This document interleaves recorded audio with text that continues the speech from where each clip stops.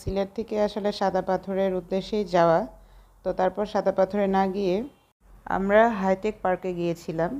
তো হাইটেক পার্কের আসলে কাজটা শুরু করেছে, তো এখনও সম্পূর্ণ হয়নি। তো তারপরেও এখানে অনেকেই যাচ্ছিল, তো আমরাও ভাবলাম যে যাই একটু দেখে আসি। তো চারপাশটা আসলে খুবই সুন্দর, আমার তো ভীষণ ভালো লেগেছে।